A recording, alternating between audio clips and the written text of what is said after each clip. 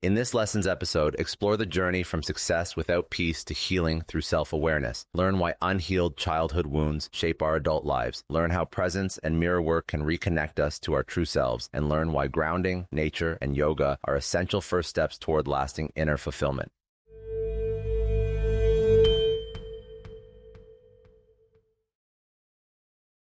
So what happens when now you hear this idea and you're trying to reconcile this duality where you still want to be traditionally successful, but you also want to have fulfillment in all the other areas of your life that you've neglected for the past, say, 30 years.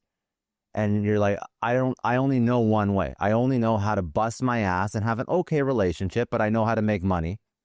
That's right. Where do I start? Where do I start healing? Yeah, I think, well, I'll tell you where I started. Am I going to die like this? Am I going to die never knowing real love? Am I going to die always having to achieve another goal? Am I going to die never knowing what peace is? Am I going to die being disconnected from my partner? Am I going to die feeling disconnected, Scott, from my kids? Because love is love. It's a frequency. You know what I'm saying? And so those were the questions that I started to ask myself. And then, you know, when I started to become like really present to what was happening in my life, I started to realize that everything in my life, I can trace it backwards to what I did or didn't receive as a little boy or as a little girl. See, because now that's the first step in healing. The first step in healing is awareness. It's that oh shit moment. It's that moment where you finally understand, time out. I have been operating this entire time in my life as a wounded little boy or little girl. Sure, I have nice toys, nice cars, nice stuff, and I'm successful. But deep inside, I'm afraid to look in the mirror. Or I'm afraid to look at my partner when I'm making love. Or I'm afraid to be held. Or I'm afraid to calm down. I'm on vacation all the time, and my partner is always complaining that I'm on the phone, and like your brain justifies it because you're trying to give them a better life. Bullshit. You ain't trying to give nobody shit. You're trying to fulfill the parts of you that are missing. You're trying to fill the void in you. As a matter of fact, I'll go as far as to say it. The same way that a crackhead smokes crack is the same way that you always have to have another goal. I've thought a lot about this idea of, it's slightly different, but I think it ties into it. When you don't have a God in your life in the traditional sense, you replace something else with God. And that can be work. It can be some other vice like drinking or drugs. I think this ties into it as well. When you don't heal, you numb that pain with something that society actually tells you is okay, which is work. Well, let's see, that's the kicker. The kicker is, if I may, I'm going to take it a little bit deeper here. Yeah. The kicker is that the 3D world here in Earth, the energy that rules the 3D world is the masculine energy. It's not the feminine, right? Which is why we think God is a man, and which is why we are constantly up here in our heads, always on the go, go, go. Well, so what does the 3D world do? The 3D world uplifts and puts on a pedestal the people that are in the system and successful at the system, right? So we put on a pedestal people like Diddy. That dude is bad, messed up, messed up. But we gladly have been buying tickets and support. But he's successful. So I want to take a picture with him. You want to take a picture with darkness. So what you want to take a picture with, because you're not awakened. You don't understand what's actually happening, right?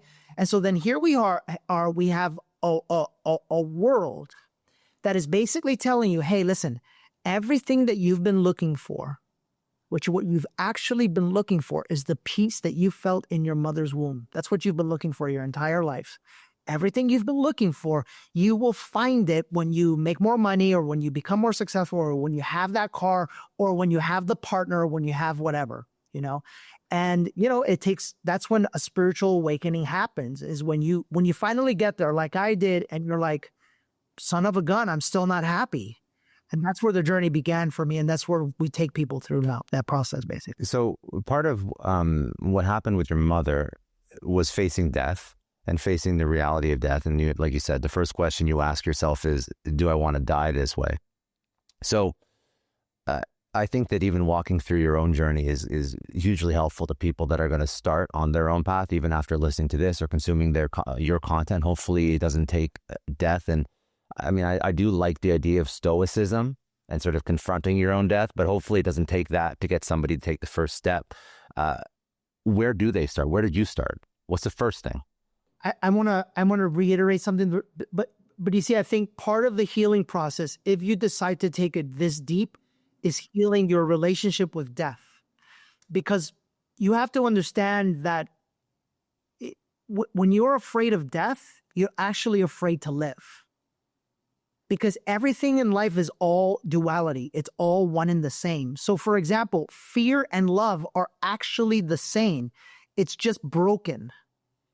It's a strand of energy that is just broken, right? And so what happens is we as human beings, we go, we're shutting off this side of it, so we're going to go live on this side of it. It's the same thing with life and death. If someone is afraid of dying, like, by the way, I once was, what is actually happening is you're afraid to live as your authentic self. This is really deep. So then you get to go into those parts of you in a deep, deep way to experience, wait a minute, who am I really?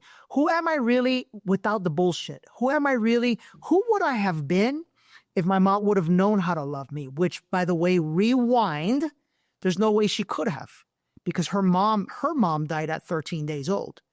So what I had been carrying my whole life was a feminine wound that, like most of your listeners, we've been carrying for generation upon generation upon generation.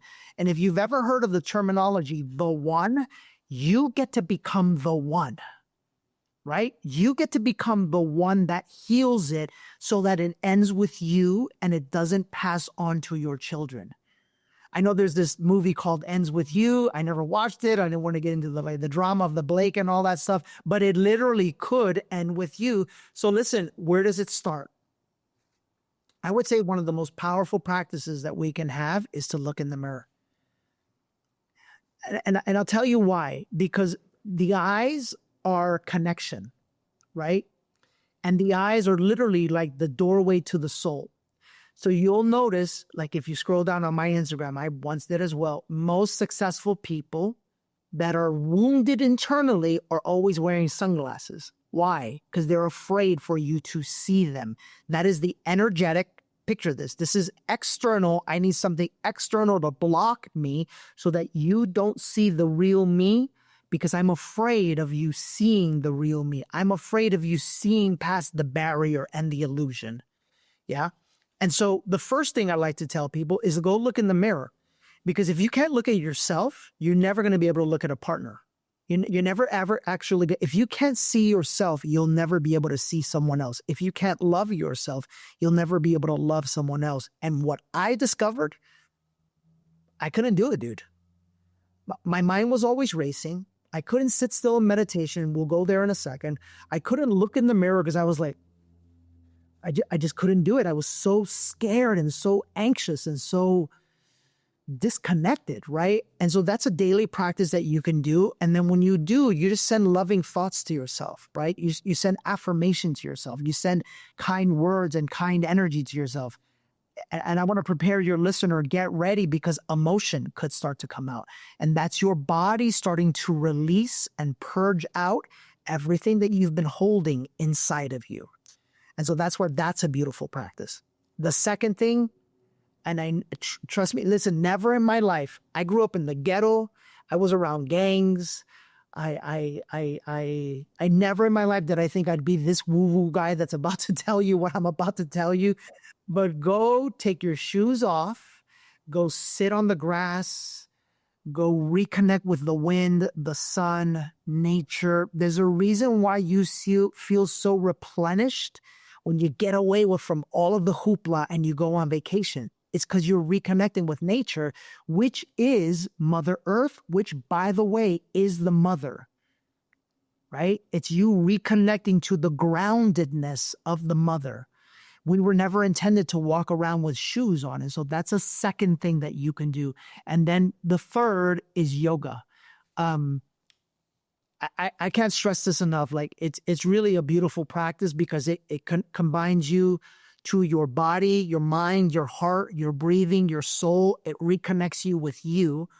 And I was one of those guys at the beginning that I was like, I'm not going to do that shit. Like, and now, man, it brings me back to me. I'm going to give a little plug. My wife has a beautiful yoga app. It's blessedyoga.com. It's free for 7 days. You can go try it out. Thanks for tuning in. If you found this valuable, don't forget to hit that subscribe button so you never miss an episode. And if you want to dive deeper into this conversation, check out the links in the description to watch the full episode. See you in the next one.